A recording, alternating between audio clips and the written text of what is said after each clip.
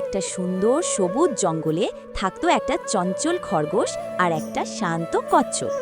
খরগোশটা খুব দুষ্টু ছিল।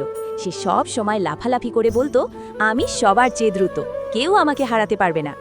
একদিন কচ্ছপ হেসে বলল, সব সময় তাড়াহুড়া ভালো না বন্ধু, ধীরে চলেও অনেক দূর যাওয়া যায়।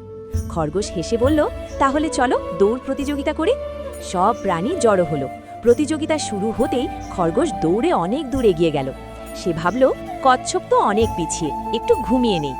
এই ভেবে সে গাছের নিচে ঘুমিয়ে পড়ল। আর কচ্ছপ সে ধীরে ধীরে থেমে না গিয়ে এগোতে লাগলো।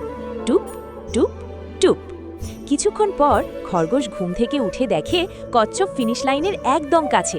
খরগোশ দৌড় দিল, কিন্তু তখন আর সময় নেই। জয়ী হলো কচ্ছপ। সবাই হাততালি দিল। খরগোশ লজ্জা পেয়ে বলল, আজ আমি শিখেছি অহংকার ভালো না, আর ধৈর্য খুব দরকার। কচ্ছপ হেসে বলল, ঠিক তাই বন্ধু। গল্পের শিক্ষা: ১. অহংকার করা ঠিক নয়। ২. ধৈর্য ও নিয়মিত চেষ্টা করলে সাফল্য আসে। ৩. কাউকে ছোট করে দেখা উচিত নয়।